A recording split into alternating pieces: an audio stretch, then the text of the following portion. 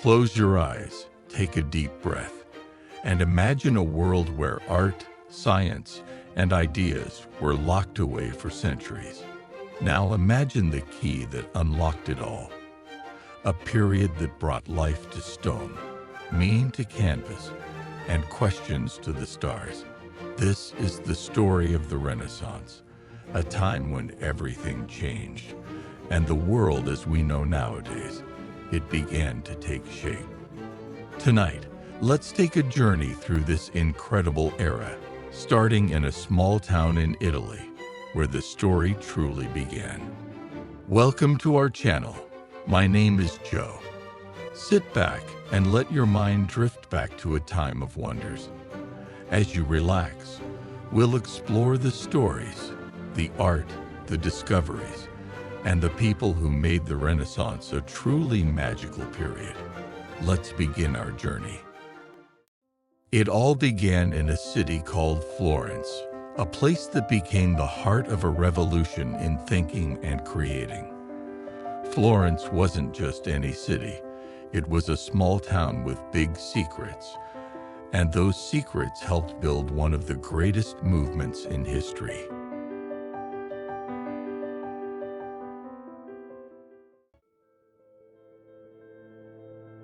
Let's walk the streets of Florence together, where art, science, and philosophy flourished like flowers in spring. We'll wander through the grand workshops of artists like Botticelli and Leonardo da Vinci, past the towering dome of the Duomo, and along the riverbanks where thinkers gathered to discuss ideas that would change the world. By the end of our journey, you'll see how Florence's perfect mix of location, wealth, and a love for ideas made it the birthplace of the Renaissance. Imagine walking through the narrow, sunlit streets of Florence. The buildings glow in the warm, golden light of the Italian sun. But beneath the beauty of the city, something incredible is happening. People are thinking differently, creating in ways the world has never seen before. Florence was rich, but not because of gold mines or grand ships. No, its wealth came from trade and banking. Merchants sold fine wool and silk, and the Medici family, the city's most powerful bankers, knew how to turn money into influence. With their wealth, the Medici supported the greatest artists, thinkers, and scientists of the time. But it wasn't just the Medici family. Florence had something else. A love for ideas. Here, people weren't just interested in making money. They wanted to understand the world better. They studied ancient Greek and Roman texts, explored new ways to paint and sculpt, and asked big questions about science and philosophy. So, while cities like Venice and Rome had different kinds of power, Florence had the perfect mix of wealth and curiosity, and that's what made it the perfect place for the Renaissance to bloom.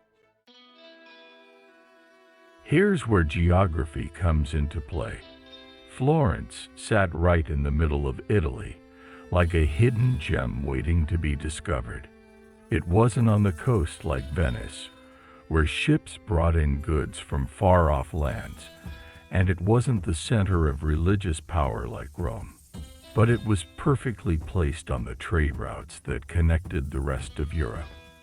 Merchants traveled through Florence, stopping to trade goods like silk, spices, and textiles. And with trade came ideas. People from all over Europe passed through Florence, bringing new thoughts, inventions, and stories from other lands. Florence didn't need a port or a powerful army. It had brains and wealth. Its people were clever, turning their city into a center of learning, art, and business. The city's location made it easy for ideas and money to flow in. And the people of Florence knew just how to use both. It was like a recipe where every ingredient was perfectly balanced. Wealth from trade, a passion for knowledge, and the right people to put it all together. Florence wasn't just a place where people worked. It was a city of dreams. Artists like Leonardo da Vinci and Michelangelo found themselves in Florence, inspired by its beauty and the support of families like the Medici. These artists didn't just create. They imagined worlds that no one had ever seen before. Imagine walking into a workshop where Leonardo is sketching a design for a flying machine, or stepping into a studio where Botticelli is painting the birth of Venus, capturing the beauty of nature and human form in a way that had never been done before. It wasn't just about painting pictures or building statues. It was about thinking differently. One of the most impressive things in Florence is the Duomo, or the Cathedral of Santa Maria del Fiore. It took over 140 years to build, and its giant dome is still one of the largest in the world. But when the church was being built, no one knew how to create such a big dome. That's when an architect named Filippo Brunelleschi came up with a brilliant solution. He studied ancient buildings and invented new techniques to build the dome without it collapsing. His work on the Duomo showed how people in Florence were always looking for new ways to solve problems and create beauty. And the best part, Florence wasn't just a city of artists. It was a city of scientists and thinkers too. Galileo Galilei looked up at the stars and began to understand the universe in a new way. The people of Florence loved reading and learning from ancient books. They studied the writings of famous philosophers from Greece and Rome, like Plato and Aristotle, and used these ideas to think about their own world. People came to Florence to learn, to teach, and to share ideas that would change the world forever. Florence was a place where art and science didn't just exist. They danced together, pushing each other to new heights. The city was alive with creativity and thought, like a garden where every new idea could grow. Of course, Florence didn't create this movement on its own. Behind all the art, the culture, and the brilliance, there was a family, a powerful family whose influence shaped everything.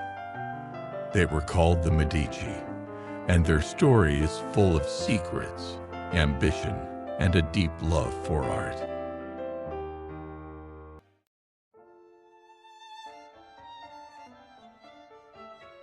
Florence in 1469 is unlike any other city. Its streets are filled with the clamor of artists at work, the hum of intellectual debate, and the clink of coins in the markets. But behind this energy lies the guiding hand of a single family, the Medici. The Medici family weren't kings or warriors. They were bankers. Their wealth didn't come from conquest, but from trade and finance. The story begins with Giovanni de' Bicci de' Medici, a banker with sharp acumen. Giovanni laid the foundation for the Medici family's power. In 1397, Giovanni de' Bicci de' Medici founded the Medici Bank, an institution that would revolutionize the banking industry and laid the foundation for the family's future influence. The Medici Bank quickly became one of the most respected and powerful financial institutions in Europe. Giovanni's innovative approach to banking, including the use of letters of credit and a network of branches across major European cities, allowed the Medici to facilitate international trade and amass immense wealth. But it's not just their riches that made them powerful. It's how they used their fortune that would earn them the title patrons of the Renaissance. Giovanni believed that wealth had a higher purpose. Instead of hoarding his riches, Giovanni used them to sponsor artists, thinkers, and architects, those whose genius needed the freedom to flourish. Through their patronage, they transformed Florence into a beacon of light during an era of darkness, and their support allowed the Renaissance to bloom. This belief in investing in the future carried forward through his son, Cosimo de' Medici, known as Cosimo the Elder. With a quiet strength, Cosimo took on his father's legacy, not only expanding the family's banking empire, but embracing the role of Florence's greatest patron. Under Cosimo's watchful eye, Florence began to transform from a medieval city into the artistic hub of Europe. Cosimo de' Medici, often called Pater Patria, or Father of the Nation, was the one who saw Florence's potential. He believed that power wasn't just about controlling land. It was about controlling ideas. And he knew that to shape the future, he needed to fund the best minds of his time. He sought to surround himself with the brightest minds and most talented artists. Imagine walking through the halls of the Medici Palace, cosmopolitan yet intimate, a place where philosophy and painting mixed with science and sculpture. Cosimo funded libraries that held ancient texts, long forgotten, and opened them to the scholars of his day. Cosimo wasn't just funding artists, he was creating a cultural revolution. He financed scholars who brought ancient Greek and Roman texts back to life, laying the intellectual foundation for the Renaissance. In 1439, Cosimo even sponsored the Council of Florence, where Eastern and Western scholars met, sparking a renewed interest in classical knowledge. With his backing, Florence became a beacon of humanism, a movement that placed human beings, their capacities and their worth, at the center of the universe. Cosimo's influence transformed Florence from a city of merchants to the heart of a cultural and intellectual rebirth. By supporting architects like Brunelleschi, who designed Florence's iconic Duomo, Cosimo set the stage for the Renaissance's artistic flourishing.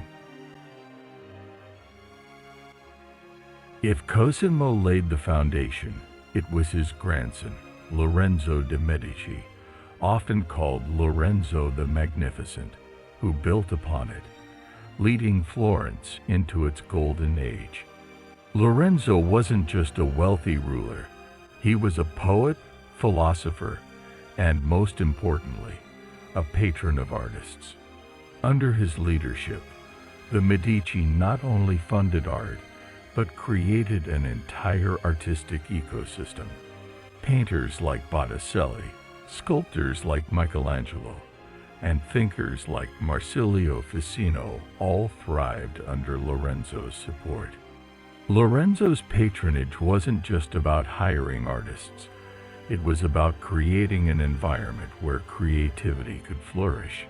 He brought artists together, allowing them to share ideas and push each other to new heights.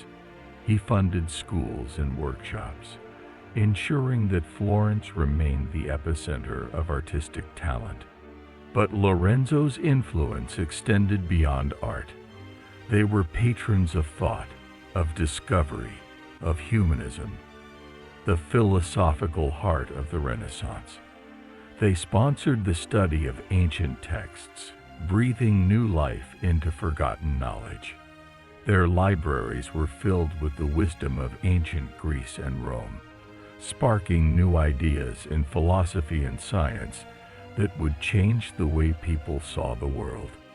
It was under Lorenzo's patronage that Florence reached the peak of its cultural power and the Renaissance entered its most vibrant phase.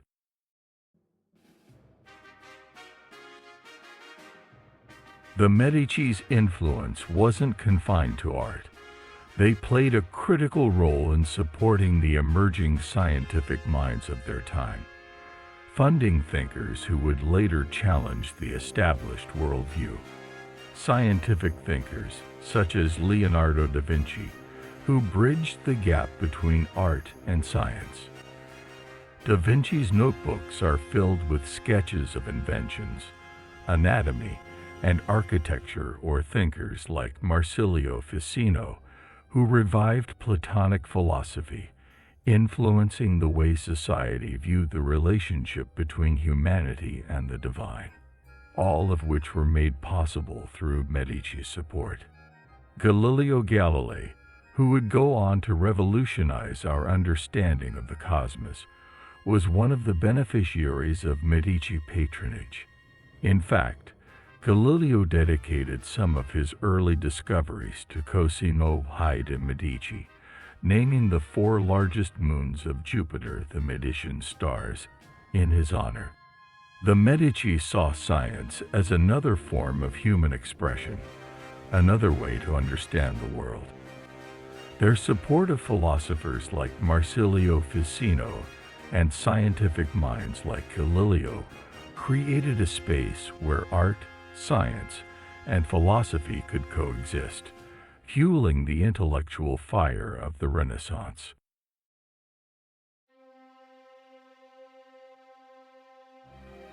The Medici earned the title Patrons of the Renaissance because they used their wealth and power not just to rule, but to uplift humanity's greatest achievements.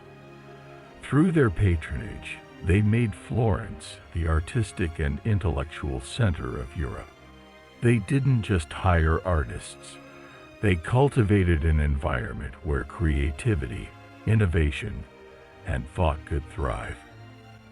By funding the rediscovery of classical texts, they fueled the rise of humanism, which placed humans and their ability to think, create, and dream at the center of the universe.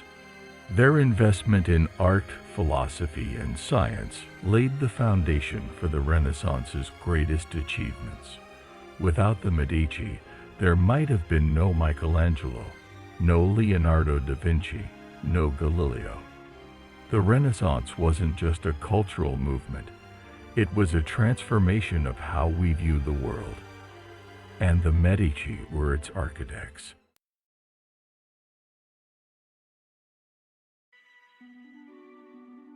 Yet the Medici family's path was not without challenges. In 1478, during the Pazzi conspiracy, their power was tested when Lorenzo's brother, Giuliano, was tragically murdered in the Florence cathedral.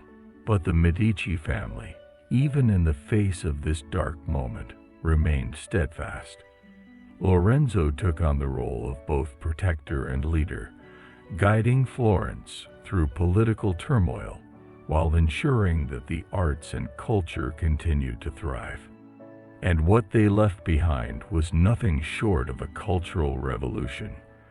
Through their investments in art, science, and humanism, the Medici helped launch an era of brilliance that would echo through the centuries, from the streets of Florence to the minds of future generations.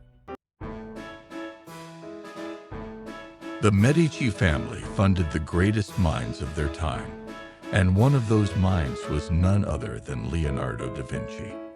He was a dreamer, a painter, an inventor, and a man who seemed to have ideas that were far ahead of his time. But Leonardo wasn't just a genius. He was also a man who struggled to finish half of what he started. Leonardo da Vinci didn't just see the world for what it was. He saw it for what it could be. Ever looked at birds and thought, man, wouldn't it be cool to fly like that? Well, Leonardo did. But unlike most of us, he actually sketched out how to do it. Leonardo's brain was like a non-stop idea machine. Seriously, the guy had thoughts flying everywhere. Art. Yep. Science. You bet. Inventions that look like something out of a sci-fi movie. Oh yeah. He imagined flying machines, giant wings strapped to your back like some kind of Renaissance superhero. And while it sounds wild, the dude was serious. He studied birds, bats, anything that could soar through the air. His notebooks were packed with drawings that looked like they were from the future. He saw the sky and dreamed of flight. With wings spread wide, he'd touch the light. He wasn't just into flying, though. He had a thing for machines, too. Tanks, crossbows, even ideas for giant bridges. Leonardo's mind never slowed down, always coming up with new ways to understand the world. Let's talk about what Leonardo was doing every day. Imagine a diary, except instead of writing down your day, you're filling it with wild sketches of inventions that don't exist yet. That's what Leonardo did. He sketched out everything, from machines to detailed drawings of human anatomy. It's like Leonardo had this superpower. He could look at the human body, see how muscles moved, and sketch it so perfectly that modern scientists still look at his drawings like, yep, that checks out. One of his coolest ideas was about hydraulic systems. He was like, what if we could move water around to help farmers or prevent floods? This was in the 1500s, long before anyone was thinking about stuff like that. A drop of water, a flowing stream. He saw machines that fueled a dream. His curiosity didn't stop at machines. Leonardo wanted to know how everything worked, from the human heart to the stars in the sky. He wasn't just doodling. He was unlocking the mysteries of the world one sketch at a time. You know how some people are either creative or logical. Well, Leonardo da Vinci didn't pick sides. He was both. When he painted, he used science. Like his famous work, The Last Supper, he didn't just slap paint on a wall. He studied light, shadow, and how your eyes see things. That's what made his art pop off the canvas. And then there's the Vitruvian Man, the guy standing in a circle and a square. It's not just a cool drawing. It's Leonardo showing off how math and art fit together like peanut butter and jelly. In lines and forms, he saw the key to unlock the world's great mystery. Leonardo didn't just create beauty for beauty's sake. He saw art and science as partners. Both needed to unlock the secrets of the world. That's why his art still blows our minds today, and his scientific sketches keep inspiring people to think differently. Now, let's take a peek inside Leonardo's mind, and the best way to do that, his notebooks. These aren't just doodles. These are pages bursting with ideas. Machines that could fly, water systems, even early versions of robots. Leonardo sketched it all. Okay, here's where things get really wild. Leonardo da Vinci basically invented things we use today. Flying machines. Yep, he had designs for that. Robots? Believe it or not, he sketched a mechanical knight that could move its arms and even lift its visor. I mean, the guy was designing robots in the 1400s. Imagine building a robot when most people were still figuring out how to make decent shoes. That's the kind of brain power we're dealing with here. Leonardo didn't stop at robots. He also had ideas for scuba diving gear, a suit that would let people breathe underwater. And even though his ideas didn't quite come to life in his time, we use that technology today. A mind so quick, it danced with time, inventing things before their prime. But the invention Leonardo was most passionate about was flying. He studied birds like a scientist and designed wings that humans could strap on. Sure, it didn't work back then, but can you imagine having dreams of flight long before the Wright brothers made it real? Leonardo's mind was always ahead of the game. And here's something curious. He wrote most of it in mirror writing, backward. Why? Maybe to keep his ideas secret, or maybe it was just easier for him since he was left-handed. Either way, you'd need a mirror just to read his notes. In pages that flipped like wings of a bird, his thoughts flew fast, ideas unheard. A world of tomorrow lived in his pen, written backward for the eyes of when.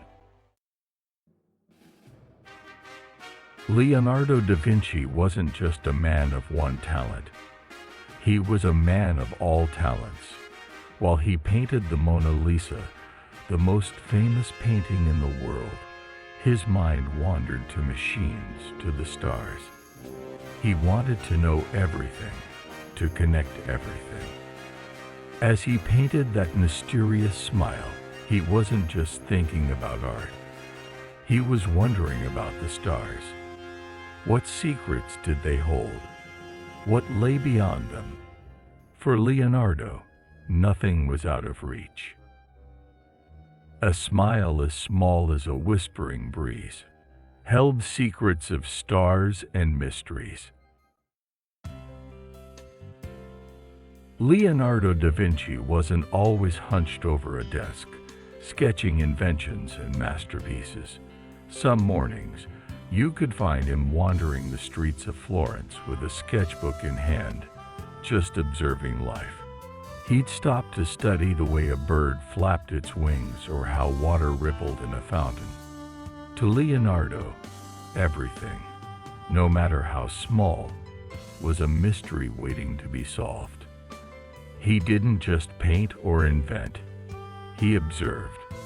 He was always curious, always exploring the world around him. Leonardo had a lot of energy when it came to starting things, but finishing them, well, let's just say that wasn't his strong suit. His mind was like a firecracker, always bouncing from one idea to the next. 1 minute, he'd be painting the Mona Lisa, and the next, he'd be designing a machine to lift entire buildings. Was he bored? Nope. It's just that his brain was always thinking about the next big thing. But not all of Leonardo's ideas worked out. His flying machine never got off the ground. His crazy military inventions, too advanced for his time. But here's the thing, failure didn't slow Leonardo down. To him, failure wasn't the end of the story. It was just another step toward success.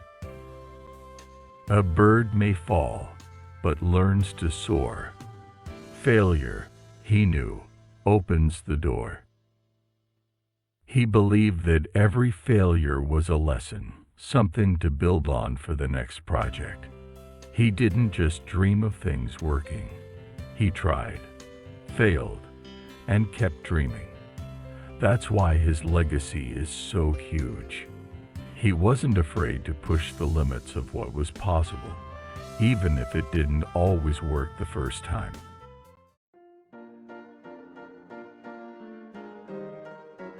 While Leonardo was dreaming up flying machines and sketching the world, Others were staring at the stars, asking even bigger questions. They didn't just accept what they were told. They challenged the very ideas that had held the world together for centuries.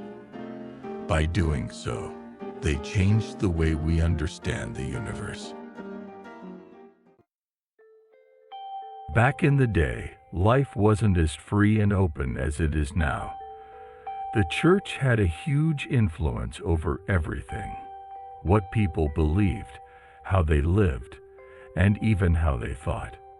And if you dared to question that, you could get in serious trouble. But then came guys like Nicholas Copernicus, who looked at the sky and said, "What if we've got it all wrong?" For centuries, everyone believed the Earth was flat, and it was the center of the universe. But Copernicus wasn't convinced. He spent years studying the stars and doing complex math in secret, because back then, saying something like, "The Earth moves around the sun," could get you labeled a heretic. But that's exactly what he discovered. The sun, not the Earth, was at the center. This was huge. With stars in his eyes and courage in heart, Copernicus gave science a fresh new start. Enter Galileo Galilei, the guy who didn't just believe what others said. He built a telescope and looked at the stars himself. When Galileo pointed his telescope at Jupiter, he saw something that blew his mind: moons moving around the planet. This was proof. The Earth wasn't the center of everything after all. But here's the catch. The church didn't like it at all. The church believed that questioning their teachings was the same as questioning God. So when Galileo started talking about what he saw through his telescope, things got messy.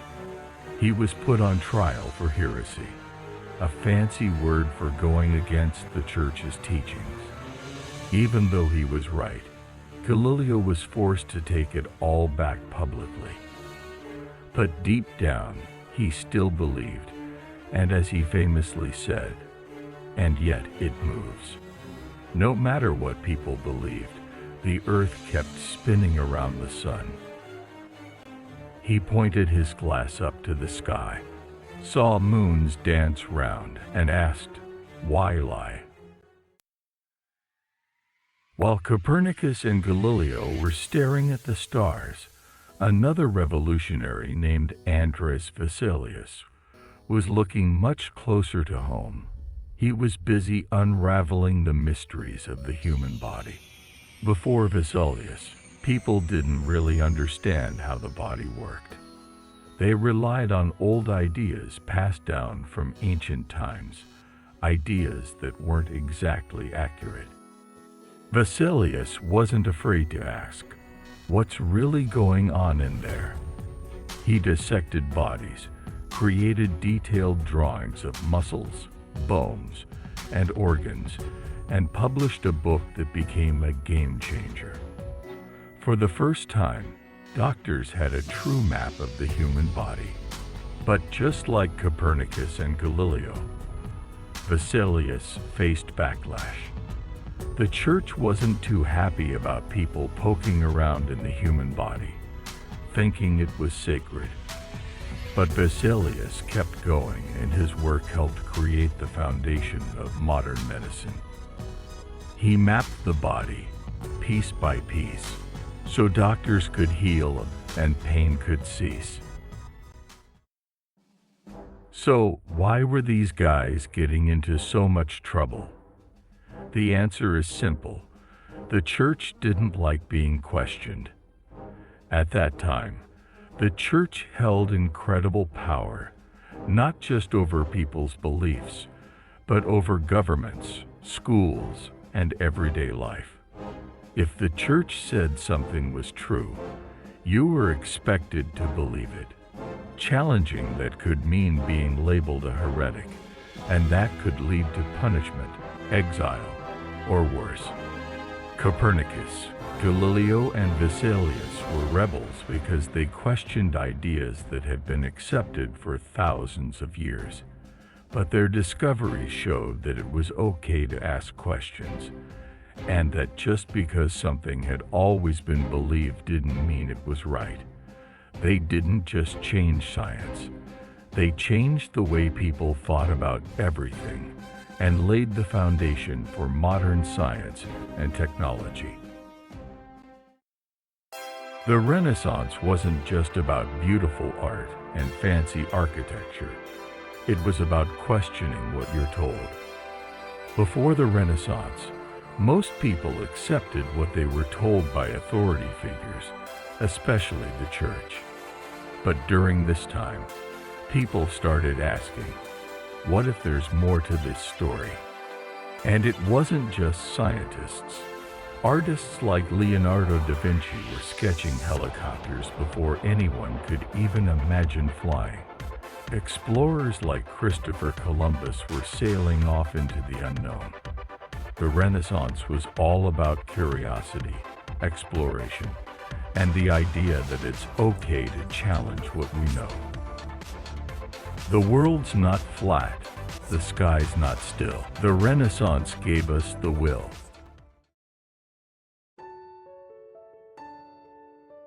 As thinkers were exploring the mysteries of the universe, they also began to see beauty in the world around them, especially in the human form.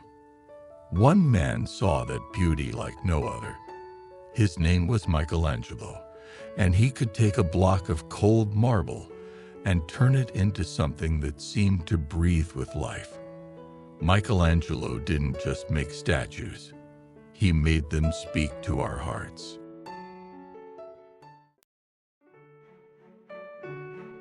Let me take you back to a town called Caprese. There was a boy who loved to draw. His name, Michelangelo Buonarroti.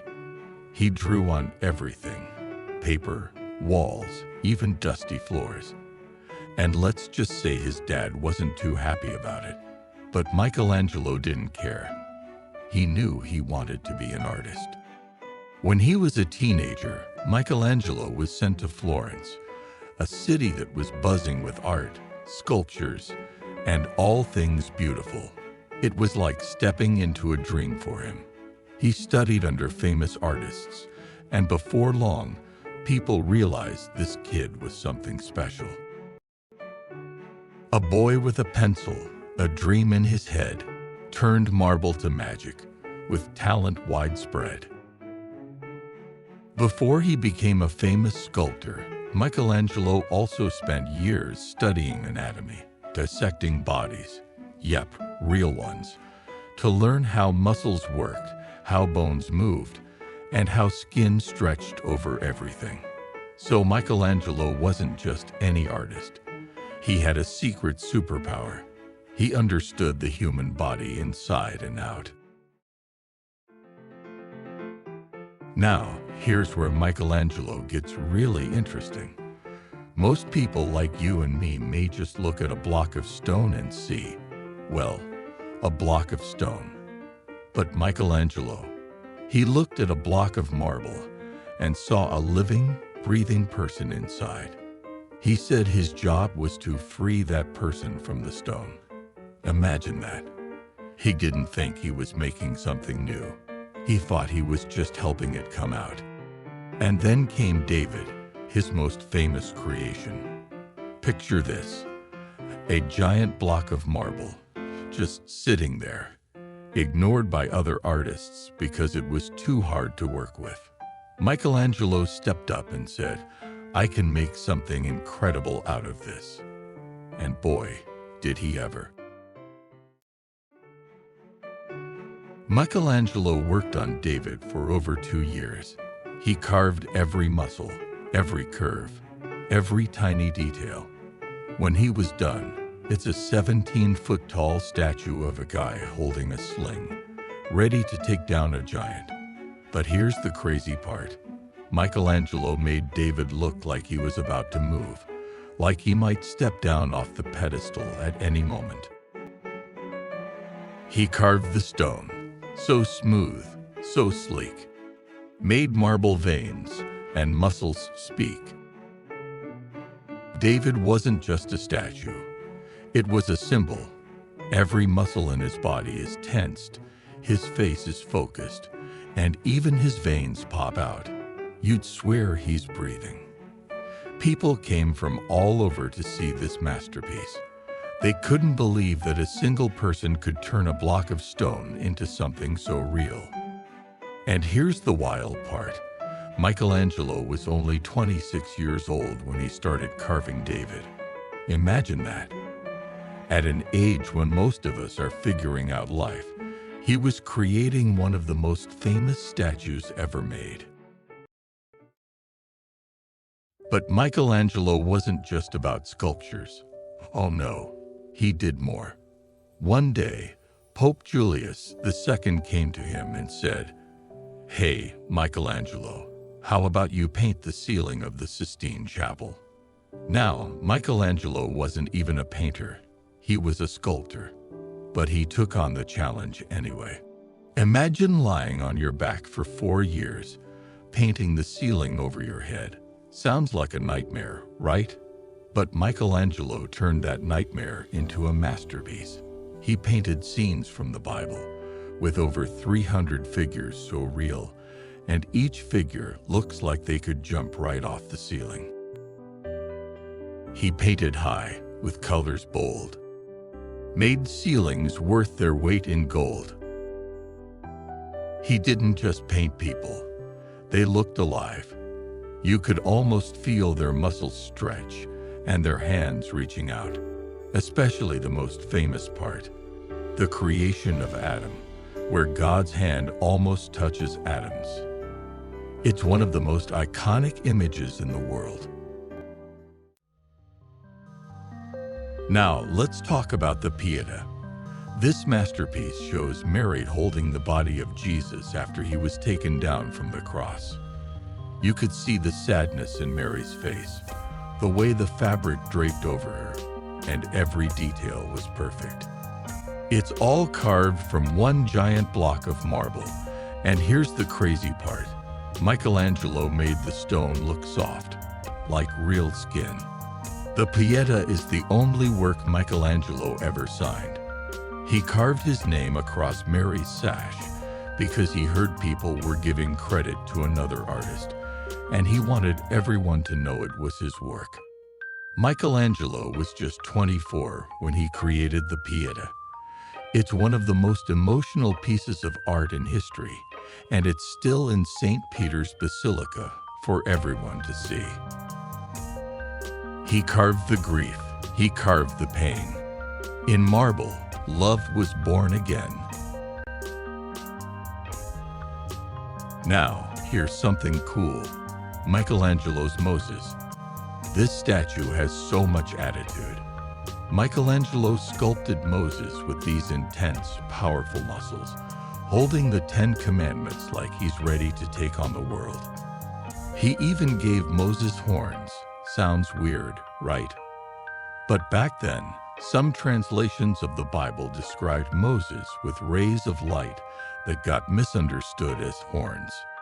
The statue of Moses looks so real that there's a story that Michelangelo, after finishing it, hit the statue with his hammer and shouted, "Why don't you speak?" From stone so hard, a figure grand, he made it move with his own hand. Moses is part of a huge project of the tomb of Pope Julius II. It was supposed to be this grand masterpiece with 40 statues, but Michelangelo never finished it. Only a few statues, like Moses, were completed, but even in its unfinished state, the tomb is a work of genius. In marble dreams, he sought to craft a tomb for kings, both bold and vast. Now, let's look at Michelangelo's The Last Judgment.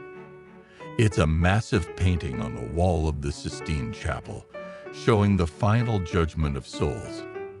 And wow, it's full of action, with figures flying, falling, and rising.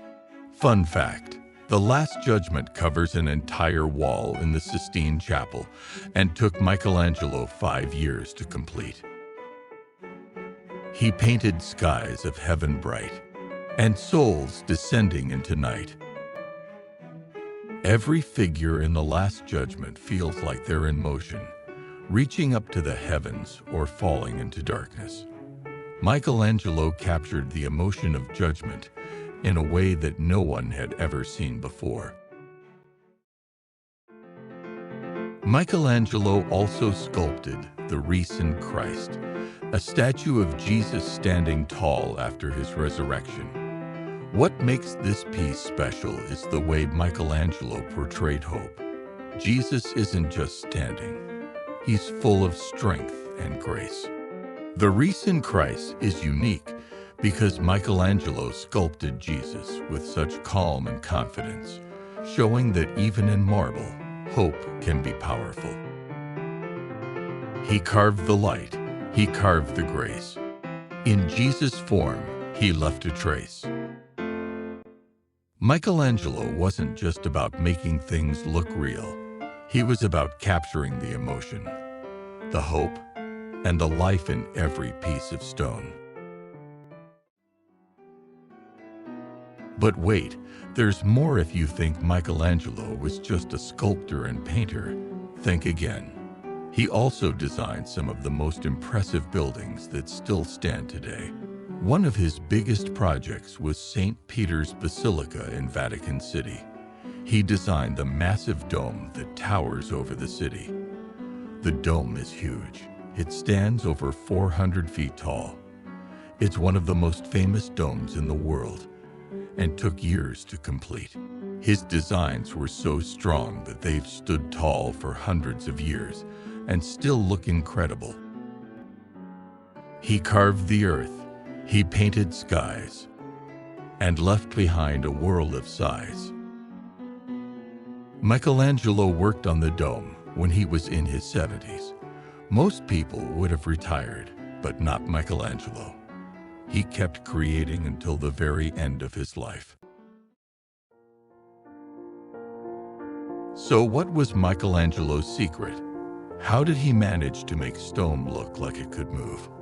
Well, part of it was talent, of course, but another part was his obsession with detail. He believed that to make art look real, you had to understand every little thing about the human body. And that's why he studied anatomy so closely. Sometimes, Michelangelo would stare at a block of marble for days, just staring, until he could see the figure trapped inside it. He once said, "I saw the angel in the marble and carved until I set him free." To him, a stone was more than stone, a living thing he'd make his own. With chisel sharp and brush so fine, he made his mark for all of time. But here's something you might not know. Michelangelo didn't finish everything he started. In fact, some of his sculptures were left half done, like a frozen moment in time. These are called his unfinished works, and they give us a glimpse into his creative process. Michelangelo would sometimes stop working on a statue because he felt like he couldn't make it any better. So he left them just as they were, with half-formed bodies emerging from the stone. In marble blocks, men still confined. Half-carved, they stir within the mind. These unfinished pieces remind us that even geniuses don't always complete what they start. But sometimes, even half-finished work can be a masterpiece. But what made the Renaissance truly special wasn't just the art or the science. It was the way people started to think about themselves. They began to ask questions like, what if we matter as individuals? What if we have the power to change our lives? This new way of thinking was called humanism, and it put people at the center of everything.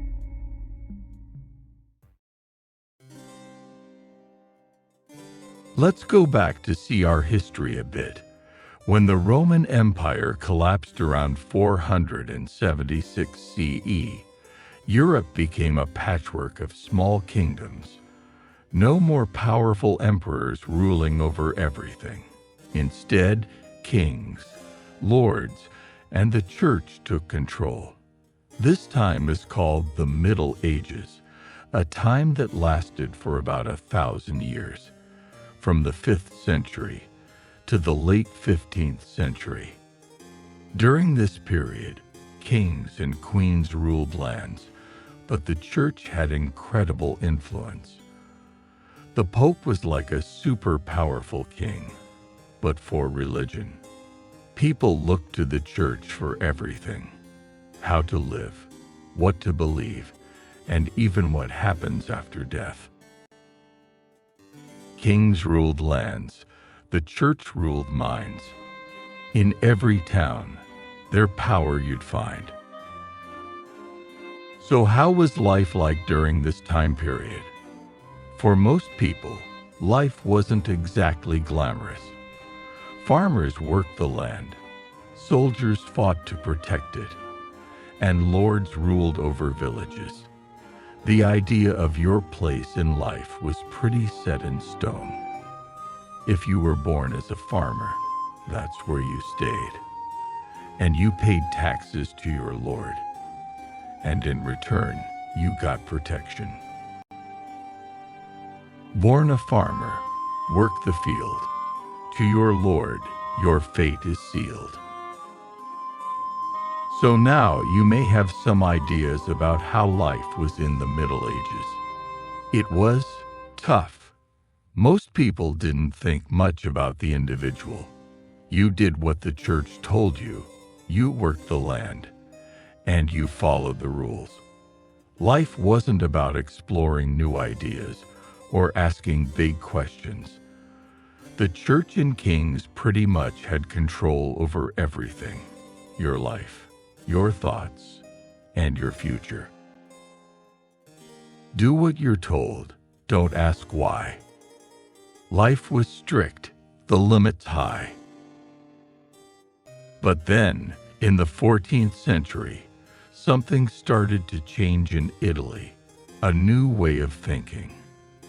People began to realize, hey, maybe we matter as individuals. Maybe there's more to life than just following orders. Enter Humanism era. This was the bold idea that said humans are important. Humans mattered. Right here, right now. Human life wasn't just preparation for heaven. It was something to be explored, experienced, and enjoyed. Not just kings or popes, but everyone.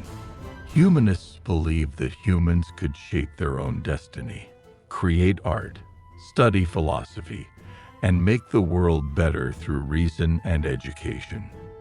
For the first time in centuries, people started asking questions like, what if we can create our own future?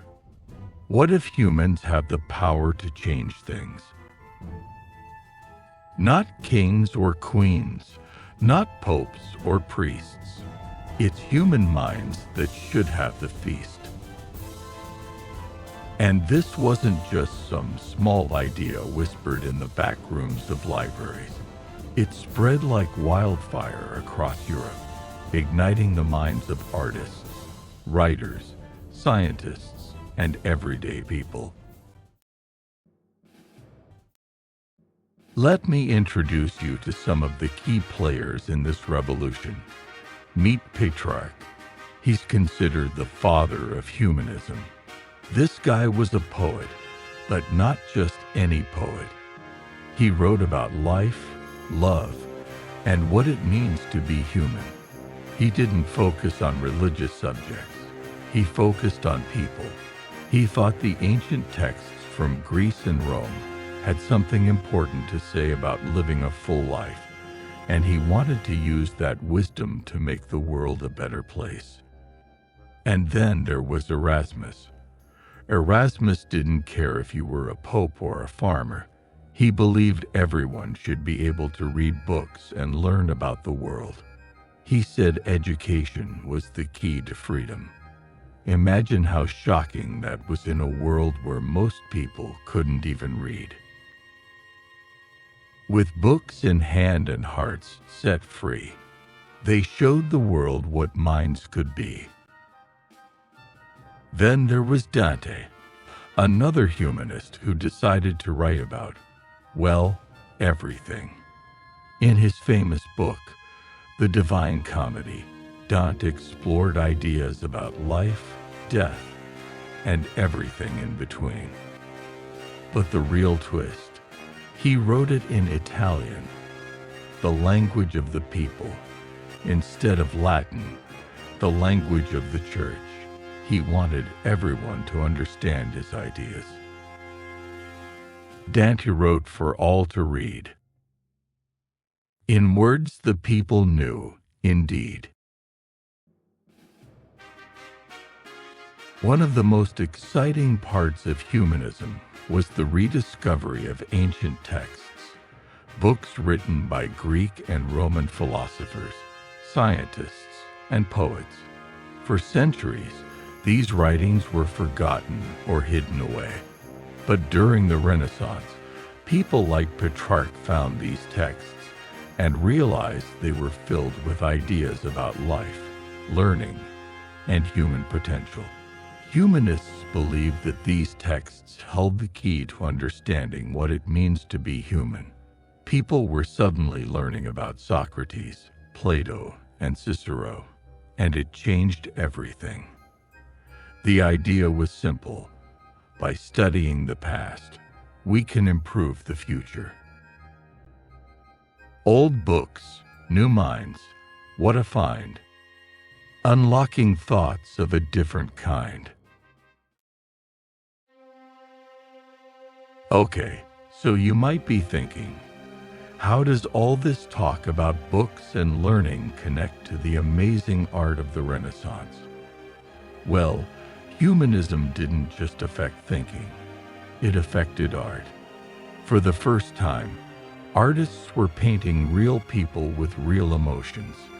Instead of flat, lifeless figures, they painted portraits of individuals, each one unique. Look at Leonardo da Vinci's Mona Lisa. That smile. That's humanism at work. She's not just a figure. She's a person with thoughts and feelings. Or Botticelli painted the birth of Venus, a goddess emerging from the sea, celebrating beauty, love, and the human form. This wasn't just religious stuff anymore. It was about life, love, and the power of humans. And let's not forget Michelangelo's David. He didn't just paint the ceiling of the Sistine Chapel with angels and clouds. He painted humans in all their glory. He believed that the human body was something amazing. So these artists or humanists believed that the human body was something to celebrate, not something to hide. They wanted to show that humans were capable of greatness, both in body and mind. Through paint and stone, they brought to life the beauty of humans beyond the strife. But humanism wasn't just about art. It was about thinking differently.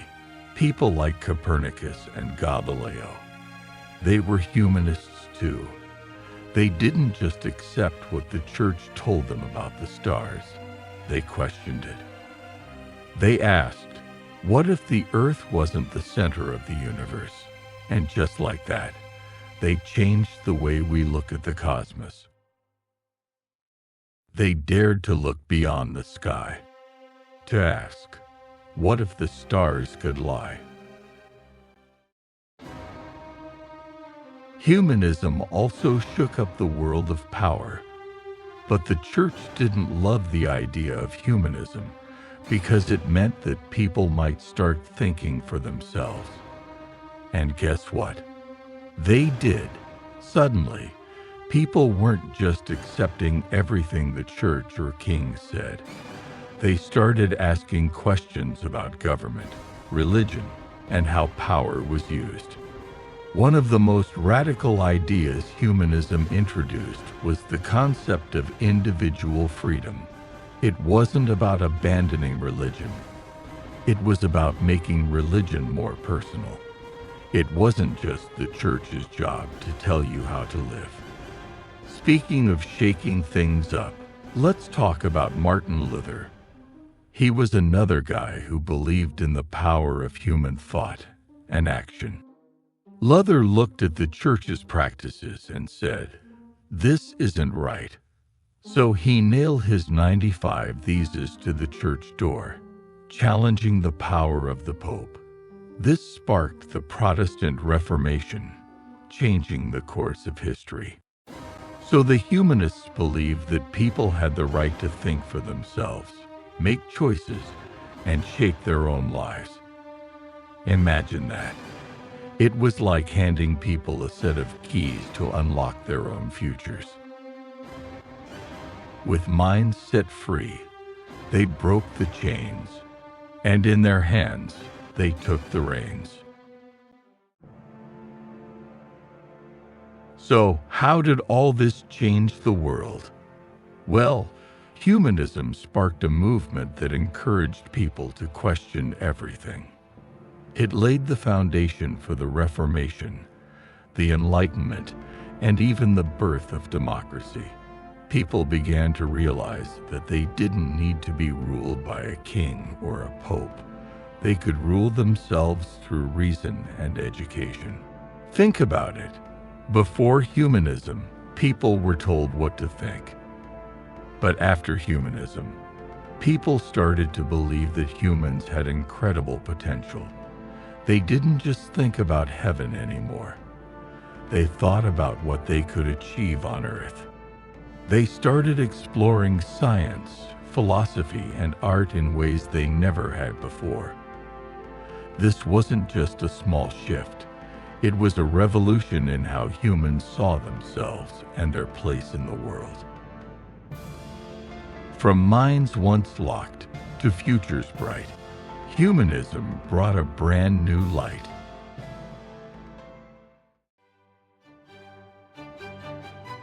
And so, the Renaissance wasn't just a time of beautiful paintings, grand sculptures, and amazing discoveries. It was the beginning of the modern world. It was a time when people began to believe in themselves, in their ability to create, to question, and to understand the world around them. The Medici family helped build it. Florence gave it a home, and minds like Leonardo and Michelangelo filled it with wonders. The rebels challenged what we thought we knew, and humanism reminded us that we all have the power to shape our future. From stone and paint, they built a dream, a world reborn, where light did gleam. They dared to ask, they dared to see, and opened doors for you and me. Tonight, as you drift off to sleep, remember the spirit of the Renaissance. It was a time when art, science, and ideas came together. A time when people looked beyond what they were told and reached for something greater. Let your dreams take you there, to a place of wonder and endless possibility. Good night.